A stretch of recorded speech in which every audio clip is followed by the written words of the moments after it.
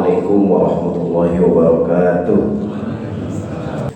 Di dalam kitab Nasoirul Ibad itu berkaitan tentang kita disuruh muhasabah terus, introspeksi terus, apa istilahnya, evaluasi terus. Jadi makanya muhasabah itu bukan akhir tahun doang, atau muhasabah itu bukan di awal tahun aja, akan tapi kalau bisa istiqomah. Jadi kita introspeksi, kita evaluasi diri itu kalau bisa bukan setiap tahun, kalau bisa setiap bulan, bahkan kalau perlu bukan tiap bulan, tiap hari. Kita evaluasi nih 24 jam, amal soleh apa aja yang terus kita lakukan dalam waktu bersamaan. Ada enggak dalam 24 jam kemaksiatan yang kita lakukan? Makanya salah satu intinya tadi, muhasabah itu bukan setiap tahun ya sekali lagi, tapi setiap waktu. Nah, berkaitan dengan ayat-ayat suci Al-Quran, termasuk tentunya junjungan Nabi kita Muhammad SAW, itu pernah bersabda begini. Dan ini hadisnya diriwayatkan oleh Imam Tirmidzi. Kalau hadis diriwayatkan oleh Imam Tirmidzi, itu banyak status hadisnya adalah hasan. Kan level hadis ini, ada hadis sahih, ada hadis hasan, ada hadis dhaif. Kalau untuk cara ngaji akidah, tauhid, kalau dalilnya dari hadis, itu hadisnya harus sahih, minimal hasan. Jadi sahih, minimal hasan. Tapi kalau akidah, dalilnya pakai hadis selain sahih hasan nggak boleh. Apalagi kalau hadisnya dhaif, itu cara ngaji akidah. Tapi kalau masalah fikih, bahkan untuk masalah akhlak atau etika, itu hadis yang mana aja boleh dipakai. Hadis sahih, hadis hasan, hadis dhaif, bahkan bukan hadis pun boleh ya, kita jadikan sebagai dalil. Nah, oleh karena itu tadi saya bilang bahwa Bapak sudah di buku semuanya ya, termasuk saya dan pribadi ini, ada ungkapan Nabi atau hadis Nabi diriwayatkan oleh Imam Tirmidzi, kata Nabi gini: la tazulu qadama 'abdin yaumal qiyamah hatta yus'ala an arba'in. Maksudnya begini, la tazulu qadama 'abdin, selagi manusia nanti, itu abdin manusia berarti kita semua gitu. Pada hari kiamat, sebelum kakinya bergerak gitu. Artinya apa? Nanti pada hari kiamat ada namanya yaumul hisab. Oke dah, saya urut dulu nih. Ini ungkapan dari Asy-Syaikh Nawawi Al-Bantani dalam kitabnya Nasoirul Ibad. Begini, kita ini masih di dunia, dan siapa saja yang udah mati, itu nanti semua manusia mati. Kemudian ada namanya yaumul ba'tsi. Ini dalam kitab Nasoirul Ibad diperjelas. Jadi nanti ada namanya yaumul ba'tsi, hari dibangkitkan. Jadi semua manusia udah pada mati, nanti ada namanya yaumul ba'tsi, dibangkitkan. Nah, dibangkitkan inilah cara ngaji akidah, itu ruh sama fisik digabung lagi. Persis ketika kita hidup di dunia. Kita hidup di dunia, ruh sama fisik nyatu kayak sekarang. Tapi ketika orang-orang tua kita siapa aja udah pada mati, dan kita nanti ketika mati, itu ruh sama fisik berpisah, itu berpencar. Makanya kalau kita doain orang mati, nyebutnya ruh, arwah. Kenapa? Yang mati itu fisiknya. Ini orang-orang tua kita nih, bahwa bapak saudara-saudara ibu sekalian, jangan sopone wong, siapa aja yang udah pada mati sekarang, itu yang mati cuma badannya doang, fisiknya aja, tapi ruhnya tetap hidup. Makanya mendoain orang mati kita sering bilang ruh atau arwah gitu. Kita nggak bilang badan. Nah, nanti ketika manusia semua pada mati, kemudian dibangkitkan, itu namanya yaumul ba'ats. Setelah dibangkitkan, itu digabung lagi ruh sama fisik. Setelah ruh sama fisik digabung, nanti ada proses kedua namanya yaumul hisab. Nah, ini dia nih, yaumul hisab, hari diminta pertanggungjawaban bagaimana ketika hidup di dunia.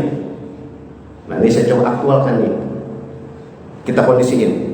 Berarti perbuatan apa saja yang dilakukan oleh abad, oleh seorang hamba, itu bukan dilakukan di dunia nggak ada tanggung jawabnya, ada tanggung jawabnya, gitu maksud saya. Jadi kita berbuat baik apa aja nih, Nauzubillah, kalau ada orang berbuat kemaksiatan perbuatan buruk pun itu akan diminta pertanggungjawaban yaumul hisab nanti. Nah, yaumul hisab itu satu dari sekian nama hari kiamat. Makanya kata Nabi, yaumul kiamah hatta yus'ala an arba'in. Jadi nanti pada yaumul hisab itu atau hari kiamat itu, jadi salah satu nama kiamat itu hisab ya, karena minta pertanggungjawaban. Itu akan ditanya 4 perkara kata Nabi. Nah, mundur sedikit nih. Kenapa kok Nabi bilangnya la tazulu qadam abdin? Kalau saya nerjemahin pakai bahasa Betawi enaknya gini. La tazulu qadam abdin, selagi kaki manusia belum bergedih. Sengaja sebagai bahasa Jawa apa yang bahasa Betawi. Bergedih itu apa? Bergerak. Selagi kaki manusia belum bergerak, selagi kaki manusia belum bergedih, gitu. Berarti saking cepatnya belum bergerak udah ditanya gitu. Berarti saking cepatnya yaumul hisab itu ada pertanyaan, gitu. Jadi diibaratkan sebelum kaki manusia bergerak, atau mau pakai bahasa Indonesia, sebelum kaki manusia melangkah. Jadi kalau bahasa umumnya sebelum kemana-mana itu ditanya 4 perkara. Itu masuk Nabi. Nah, inilah hebatnya ilmiahnya, patonah kecerdasan Nabi begitu. Jadi cerdasnya Nabi bilangnya itu tujuannya biar apa istilahnya? Biar lisahlil fahmi namanya, biar mudah memahami. Saking cepatnya pertanyaan itu diibaratkan seperti kaki manusia belum bergerak, belum digerakin, belum langkah. Itu artinya saking cepatnya pertanyaan yang 4 itu. Jadi pada hari yaumul hisab itu, hari diminta pertanggungjawaban atau salah satu nama hari kiamat itu, semua manusia termasuk kita itu akan ditanya 4 perkara. 4 perkara itu berkaitan ketika kita masih hidup. Jadi 4 perkara itu bukan dadakan, akan tapi sebab atau mungkin perkara-perkara yang pernah dilakukan di dunia yang ditanya nanti pada yaumul hisab itu. Yang pertama, Bapak saudara-saudari sekalian, ini tadi bilang kita muhasabah nih ya, introspeksi di mawas diri nih, atau evaluasi diri. Yang bakalan ditanya 4 perkara itu, yang pertama kata Nabi an umrihi, tentang umurnya. Begini, Bapak saudara-saudari sekalian, kita atau siapa saja lah hidup di dunia ini kan menyebutnya transit, sehingga ada ulama bilang itu ada alam beruh namanya. Ruh masih gabung, masih nyatu gitu. Nanti ketika ada seorang ibu hamil, maka disebut namanya alam janin gitu. Dan seterusnya alam dunia, alam akhirat sampai apa? Alam kubur baru sampai alam akhirat. Nah, berarti memahami di sini ketika orang hidup di dunia transit ya, sementara, karena transit kan sementara, itu kan beragam lamanya. Ada yang hidup di dunia 20 tahun, ada yang 40 tahun, ada yang gocap 50 tahun. Kalau kita lihat rata-rata, saya lihat bahwa Bapak umurnya rata-rata sudah segocap semua ini, rata-rata di atas 50 semua ini. Oh, ibu-ibu sama kali ibu-ibu ya, di atas 50 ini kita. Maksudnya apa? Hidup di dunia itu beragam. Kan nggak ada patokan mungkin hidup di dunia semuanya 70 tahun, kan nggak ada. Atau lebih sedikit lagi, nggak ada hidup di dunia ditentukan sampai 50 tahun aja, kan enggak. Beragam kita. Ada yang umurnya 20 tahun meninggal, ada yang umur 50 tahun meninggal, ada umur 80 tahun masih hidup. Itu disebut namanya umur itu nggak bisa dipastikan kalau orang udah sampai umur berapa meninggal, enggak. Makanya orang meninggal itu relatif. Ada yang masih muda, ada yang udah tua. Nah, disitulah salah satu maksudnya surat Yasin ayat yang terakhir, kan surat Yasin ada 83 ayat. Ayat yang terakhir, Subhanalladzi biyadihi malakutu kulli syai'in wa ilaihi turja'un. Ini lagi-lagi ngaji akidah.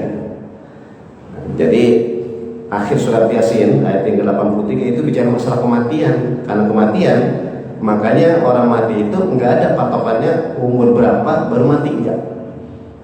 Kan tadi sudah relatif, ada yang umur baru 5 tahun, baru 10 tahun, ada 50, 70, bahkan 80 ya. Nah, beragam. Nah, apa kaitan tentang umur ditanya? Begini memahaminya. Ketika kita hidup di dunia, ketika dikasih kesempatan hidup di dunia, itu dipakai buat apa aja gitu. Jadi umur itu dipakai buat apa aja. Makanya istilah umur, ini kita bahasa Indonesia kan umur atau usia. Padahal umur itu diambil dari bahasa Arab yang artinya adalah makmur gitu. Makmur itu apa Pak? Sejahtera ya. Kan makmur sejahtera. Berarti ketika hidup di dunia ini dipakai buat kebaikan apa enggak? Makanya umur ditanya itu maksudnya dipakai buat kebaikan apa enggak dalam dikasih jatah hidup di dunia. Makanya kita ini umumnya kalau minta bicara masalah umur, terutama kalau nisfu Sya'ban ya. Ini alhamdulillah kita di bulan Rajab nih. Awal bulan Rajab. Habis bulan Rajab bulan Sya'ban. Kalau di masyarakat kita bulan Sya'ban nyebutnya bulan Rawah. Wis podo wae di Betawi atau di Jawa nyebutnya Rawah. Bulan Rawah itu maksudnya bulan arwah. Ruh satu, kalau banyak arwah. Cuma disingkat Rawah. Bikin acara mendoain buat orang-orang yang meninggal nyebutnya apa? Rawahan.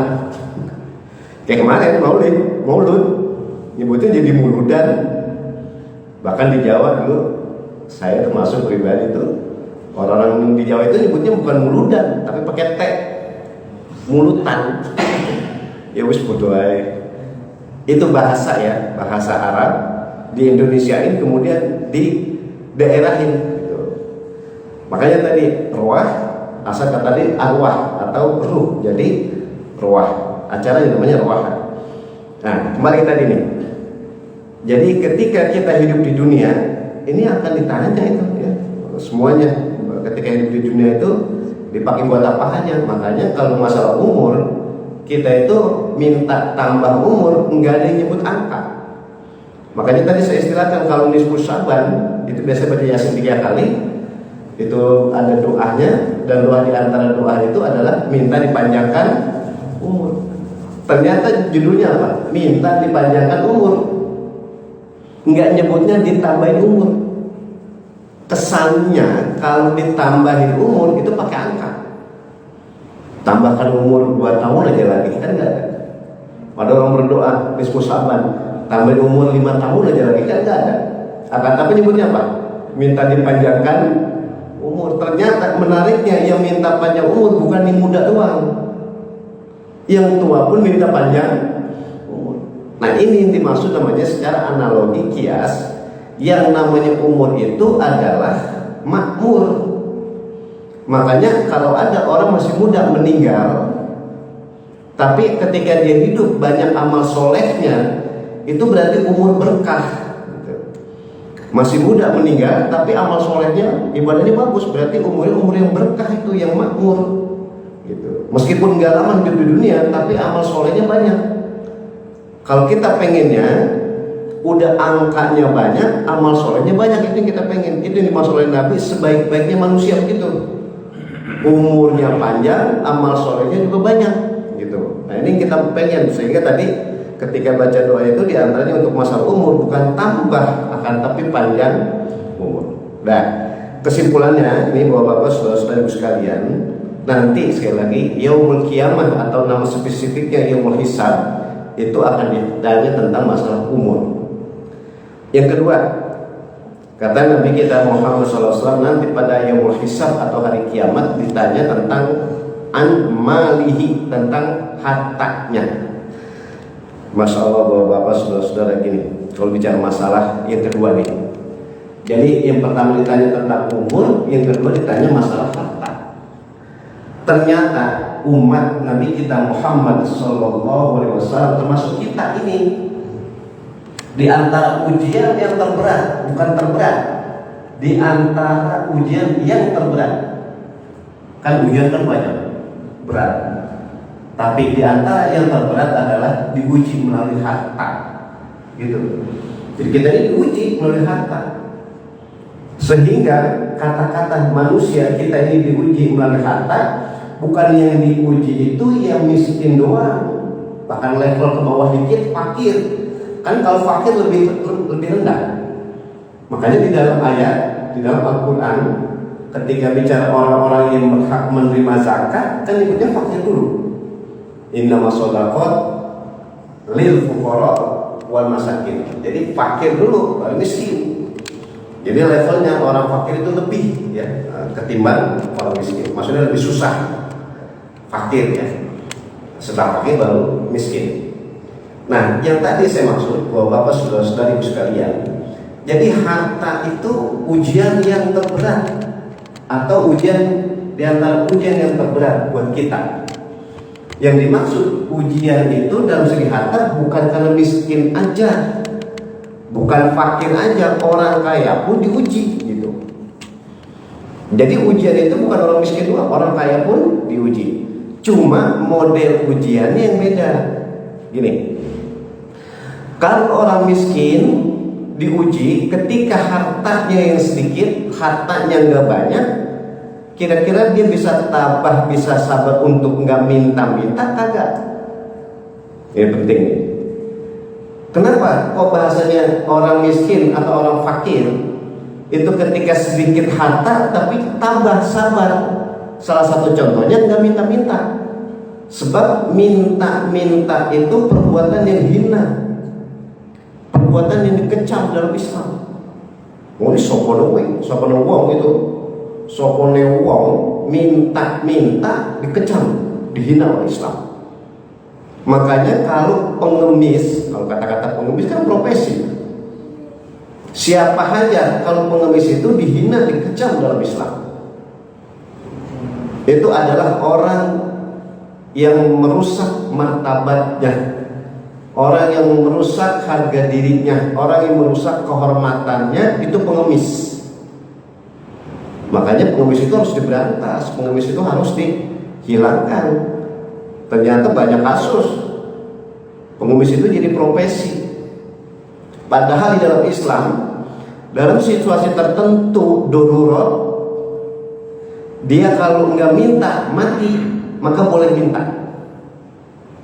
Itu pun boleh minta, jangan jadi rutin. Kan kontradiksi kan, berlawanan, tanakut. Beda dengan pengemis. Kalau pengemis kan dia sebetulnya masih bisa bekerja, masih bisa mencari nafkah dan sebagainya, tapi menjabat melalui jalan pintas. Itu berarti bukan karena terpaksa, bukan karena darurat. Apalagi kalau pengemis, ya jenenge namanya pengemis, itu kan profesi. Padahal yang dibolehkan dalam Islam itu yang kalau dia nggak minta mati, dan itu nggak boleh rutin. Maka ada analogi fikihnya, kiasnya fikih ini. Ada makanan, saya nyebutnya makanan aja, nggak usah minuman. Ada makanan yang diharamkan dalam Islam. Mungkin pernah saya ungkapkan di musim Muharram ini, nggak tahu saya lupa pada khutbah pengaji. Babi itu mutlak haram. Meskipun dalam Al-Quran nyebutnya walahmil khinzir, daging babi, padahal ini dimaksud semua yang ada dalam tubuh babi itu haram. Tapi kalau dalam situasi tertentu, entah di hutan, entah di padang Sahara, entah di awan dan sebagainya gitu, nggak ada makanan kecuali ada daging babi.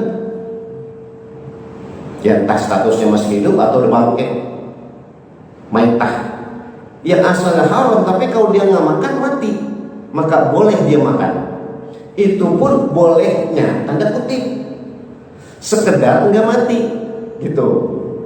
Jangan ketika dalam keadaan nggak ada makanan sebagainya sempat nyimpen di kulkas. Itu sih bukan darurat itu. Udah begitu dimasak macam-macam, yang digoreng lain, yang dijadiin opor lain, yang direndam lain, yang disate lain. Itu namanya selagu-lagunya aja itu, nggak boleh tuh itu. Ya, jadi patokan itu adalah darurat. Nah makanya tadi pengemis itu adalah perbuatan atau pekerjaan yang hina dan yang dikecam dalam Islam. Kenapa? Kehormatannya dirusak, kewibawaan harga dirinya hilang. Makanya kalau orang minta-minta ngakunya kan susah aja. Dia kata 3 hari dah udah nggak makan, atau seminggu lah nggak makan, dan sebagainya nggak punya dan sebagainya. Itu jatuh kehormatan. Padahal Islam itu adalah agama yang mengajarkan bagaimana ketika kita kalau mencari nafkah itu ibadah. Oke, saya teruskan, Bapak saudara-saudara. Intinya orang miskin itu diuji melalui harta dalam keadaan sedikit tapi enggak minta-minta. Kalau dia enggak minta-minta berarti lulus ujian. Nah, sekarang dibalik orang kaya. Orang kaya diuji bukan berarti hartanya sedikit, kan nggak mungkin. Namanya orang kaya kan hartanya banyak. Cuma ketika hartanya banyak, dia wajib mengeluarkan zakat. Mau enggak mengeluarkan zakat? Mau enggak mengeluarkan infak? Bahkan mau enggak bersedekah? Apalagi ada banyak ajaran dalam yang lain. Apa? Ngasih hadiah, apalagi wakaf, hibah, dan seterusnya. Ini kan yang populer 3 tadi itu, zakat, infak, sedekah. Padahal harta banyak. Saya nggak nyebut warisan ya. Kalau itu lain lagi. Kalau warisan kan harta yang dibagi, yang punya harta udah mati. Tapi kalau yang lainnya beda. Wakaf, bilang hadiah, sedekah, zakat, infak. Nah, kembali tadi, orang kaya itu diuji dengan hartanya yang banyak, mau nggak ngeluarin zakat? Sebab konsekuensinya begini. Wong sugih, orang kaya yang hartanya banyak, yang wajib mengeluarkan zakat, andai kata dia enggak ngeluarin, berdosa. Orang kaya yang wajib mengeluarkan zakat, dia enggak ngeluarin, berdosa. Kemudian harta yang wajib dizakatin, kemudian dia enggak keluarin, kan berdosa tadi, dia pakai lagi. Ini udah enggak dikeluarin, dipakai lagi. Saya mau contoh begini, dianggap harta nih. Ini harta zakat, dia nggak keluarin zakatnya, dosa. Entah itu harta disimpan di rumah, entah di bank atau di mana saja bentuknya, itu udah mencapai untuk wajib dikeluarkan zakat dalam jumlah tertentu. Kemudian dia nggak keluarin, dosa. Nggak ngeluarinnya, dosa. Kemudian dia pakai lagi, itu maksud saya biar gampang nih. Udah nggak dikeluarin, ternyata dia pakai lagi. Mending amat yang dia pakai buat dirinya sendiri. Nah, ini bahaya nih. Kalau dia pakai kemudian dia kasih istrinya, dikasih anaknya, dan kasih siapa saja, itu harta zakat yang wajib dikeluarkan zakatnya, itu semakin banyak dosa yang dia dapat. Makanya disinilah ayat baca tadi saya bilang, masalah ujian buat umat Nabi Muhammad SAW termasuk kita ini adalah ujian harta.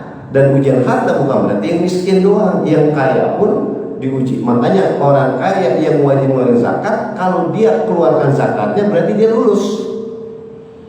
Konsekuen, contoh seorang bapak memberi nafkah kepada anaknya berarti lulus ujian. Seorang suami kapasitasnya, seorang suami wajib memberi nafkah kepada istri, kemudian dia keluarkan, diberikan nafkah secara rutin buat istrinya, berarti suami yang lulus terhadap ujian harta. Dan seterusnya. Itulah yang dimaksud harta itu akan ditanya nanti pada hari kiamat. Makanya harta itu ditanya bukan dari mana aja, akan tapi untuk apa atau diapain.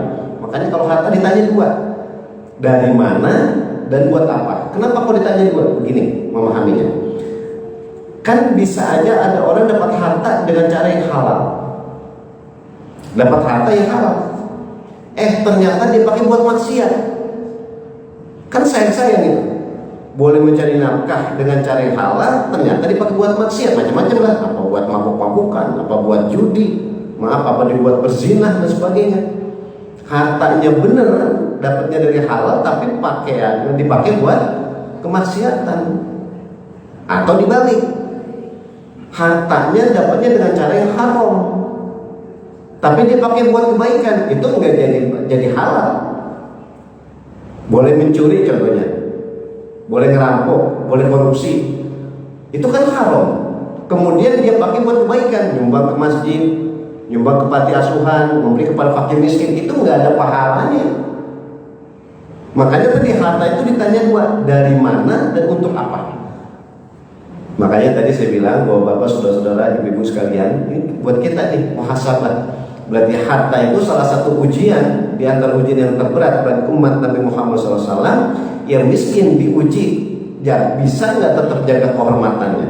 Yang kaya bisa nggak menunaikan kewajiban-kewajibannya. Makanya secara kesimpulan yang kedua ini masalah harta, kalau orang kaya yang wajib mengeluarkan zakat, konsekuen mengeluarkan zakat, maka umat Islam enggak ada yang menderita. Itu taruhannya, patokannya. Orang Islam yang wajib mengeluarkan zakat, kemudian dia tanggung jawab, konsekuen, istiqomah mengeluarkan zakat, maka orang Islam enggak ada yang menderita. Kenapa? Sebab harta zakat wajib dikeluarkan untuk orang Islam aja. Berarti kan dari orang Islam yang kaya, hartanya dikeluarin, diberikan kepada orang Islam aja yang miskin. Kalau harta zakat nggak boleh diberikan kepada non Muslim. Apakah selamanya nggak boleh buat non Muslim? Banyak caranya, boleh. Apa itu? Sedekah, hadiah buat non Muslim boleh. Nah ini kedua, tinggal dua lagi nih. Insya Allah nggak sampai setengah 6. Jadi yang kedua adalah bakalan ditanya masalah harta. Yang ketiga, an ilmihi, tentang ilmunya. Bahwa Bapak saudara-saudara termasuk kita ini, sekali lagi ini muhasabah buat kita. Ilmu itu lambang akal orang sempurna. Ini kan sebenarnya saya ungkapan saya ini ngulang-ngulang ungkapan-ungkapan dari sahabat, ungkapan daripada Nabi kita Muhammad SAW. Ini saya sampaikan ngulang-ngulang lagi nih. Begini. Di dalam fikih, orang yang wajib ibadah dan sah ibadahnya itu minimal berakal. So, siapa? Kita ini tadi sholat subuh. Kita ini nanti kalau di bulan Ramadan puasa. Maka kalau kita ibadah itu sebetulnya bukan beban buat kita. Oke, sekarang kita sholat subuh. Kita sholat subuh bukan beban. Kita puasa Ramadan bukan beban. Kita ibadah apa aja bukan beban. Kenapa? Justru kita bersyukur. Bersyukur apa? Minimal kita mempunyai akal yang sempurna. Makanya kalau ada orang akalnya udah nggak sempurna, itu nggak wajib ibadah. Sopo? Siapa itu? Orang pikun. Orang pikun itu akalnya udah nggak sempurna. Karena udah nggak sempurna, dia nggak wajib ibadah. Makanya nggak dosa nggak ibadah. Tapi kalau akalnya enggak sempurna karena dia sengaja, contoh orang mabuk, kan akalnya enggak sempurna. Dia menghilangkan kesempurnaan akalnya aja berdosa, apalagi dia enggak ibadah, ya dosa lagi. Makanya tadi yang saya kemukakan, ketika kita melakukan ibadah, kita sudah bersyukur karena ada kesempurnaan akal. Nah, salah satu untuk mendapatkan keilmuan itu ya dengan akal. Orang kalau akalnya nggak sempurna, bagaimana mendapat ilmu? Jadi sekali lagi, akal itu salah satu nikmat yang sangat besar. Bahkan kata Kiai Haji Wahid Hashim, ini putra dari pendiri Nahdlatul Ulama Mbah Hashim Asy'ari. Ini kan Kiai Wahid Hashim itu Menteri Agama pertama. Kata beliau begini, nikmat yang terbesar setelah beriman, kan tadi saya bilang gitu. Beriman itu nikmat paling besar. Tapi di antara nikmat yang terbesar juga adalah akal.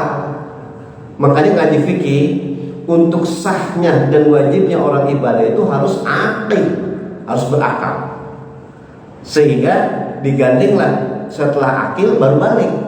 Makanya kalau anak-anak yang belum balik, dia nggak wajib ibadah, meskipun berakal.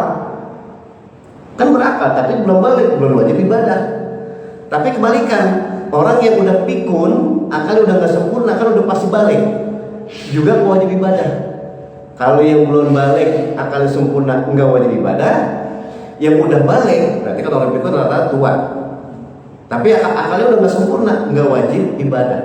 Tapi meskipun katanya orang pikun yang akalnya nggak sempurna, nggak wajib ibadah, kita juga nggak pikun. Kita nggak ada yang mau pikun. Tujuan apa? Biar nggak wajib ibadah. Justru ibadah itu nikmat. Justru ibadah itu mensyukuri nikmat Allah. Nah, berarti tadi yang ketiga yang bakal ditanya tentang ilmunya. Bahkan semua ini kita ilmu bakal ditanya. Dan salah satu cara untuk mendapatkan ilmu itu ya akal harus sempurna, gitu. Makanya kita ibadah tadi, kita sholat subuh. Kalau kita sholat subuh, kemudian kita tahu tentang tata caranya, syarat rukunnya, itu pahala ibadah kita plus. Saya contoh begini lah. Orang sholat, tapi dia nggak tahu syarat rukunnya. Itu sholatnya cuma sah doang. Tapi kalau dia tahu syarat rukunnya, itu tambah pahala karena taunya gitu. Makanya kayak kita sholat jamaah, bapak-bapak, saudara-saudara, kita sholat jamaah yang katanya setiap sholat berjamaah itu 27 itu minimal. Kayak kita sholat subuh tadi ini berjamaah, maksudnya 27 itu adalah seperti kita sholat 27 kali. Jadi kalau kita sholat subuh tadi berjamaah, itu diibaratkan kita sholat subuh sebanyak 27 kali. Tapi jangan hitung-hitungan. Kita sholat subuh berjamaah sama juga sholat 27 kali. Berarti 26 hari ke depan kagak sholat subuh. Emang apa? Itu dari rapel. Itu fikihnya dalam segi apa? Pahala, bukan zohir. Kalau zohir itu tetap tiap hari gitu. Nah, tapi ketika dia sholat berjamaah tadi minimal 27 kali.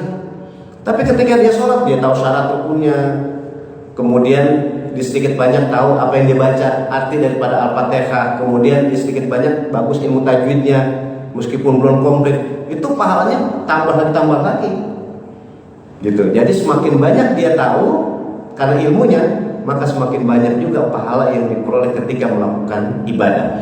Ini yang saya maksud. Jadi nanti kata Nabi yang bakalan ditanya yang ketiga itu adalah tentang ilmunya. Kenapa?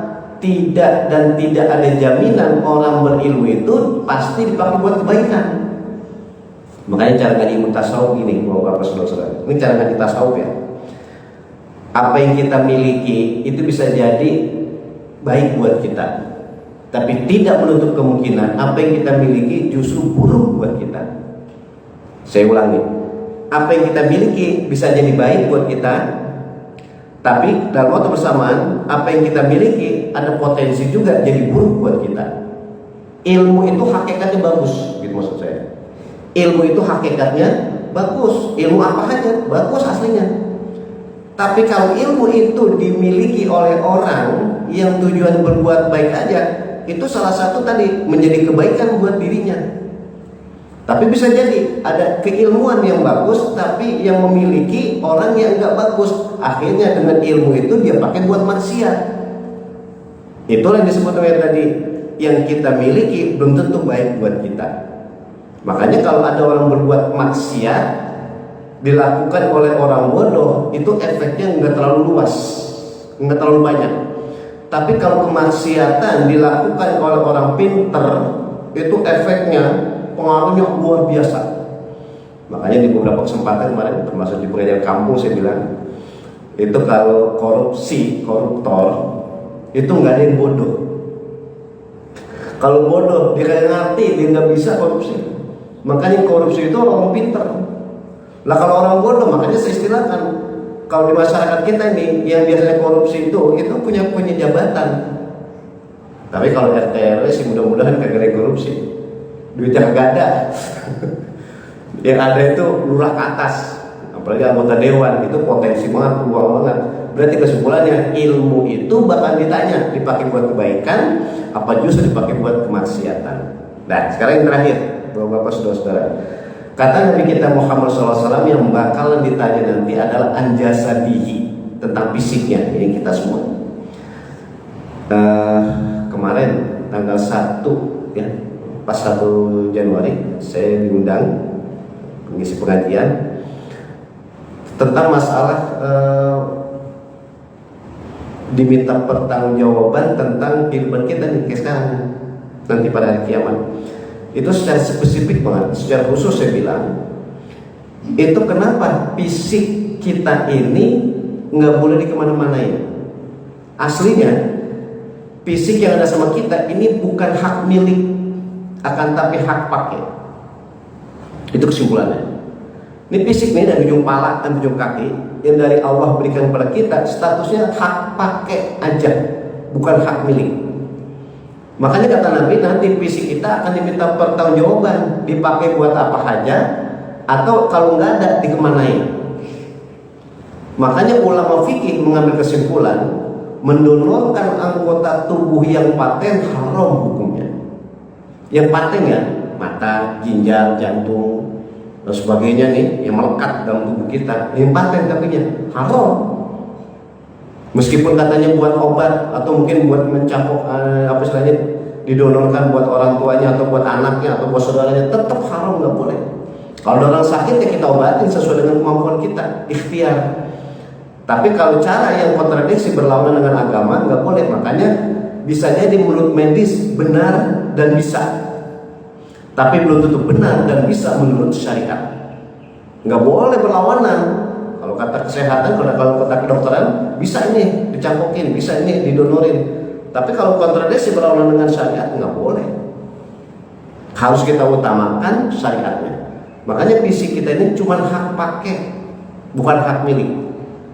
Maka nanti pada hari kiamat dikemanain, andai kata nggak ada, dan andai kata tetap ada, bagaimana dipakai buat kebaikan atau nauzubillah justru dengan fisik itu dipakai buat maksiat. Maka itu salah satu maksud sekali lagi dalam surat Yasin, Bapak-bapak saudara-saudara sekalian, ada ayat yang berbunyi al-yauma nakhtimu ala afwahihim wa tukallimuna aydihim wa tashhadu arjuluhum bima kanu yaksibun. Maksud dan salah satu inti maksud ayat itu adalah ini seluruh anggota tubuh kita itu akan memberi kesaksian. Pada hari kiamat akan memberi kesaksian bagaimana ketika kita pakai di dunia. Dan di antara saksi anggota fisik kita yang paling akurat, yang paling jitu adalah kaki. Makanya kita bisa mengetahui perbuatan baik, melihat perbuatan baik, atau kita bisa mengetahui atau bisa melihat perbuatan buruk, kan bisa dari jarak jauh. Mata bisa dari melalui TV dan sebagainya, handphone dan sebagainya, kan bisa dari jarak jauh. Atau pendengaran bisa dari jarak jauh. Tapi kalau kaki mau nggak mau harus ada di tempat. Maka saksi yang paling akurat adalah kaki. Sehingga di situ dalam Al-Quran disebut surat Yasin wa tashhadu arjuluhum, arjul itu rasa kaki, bima kanu yaksibun.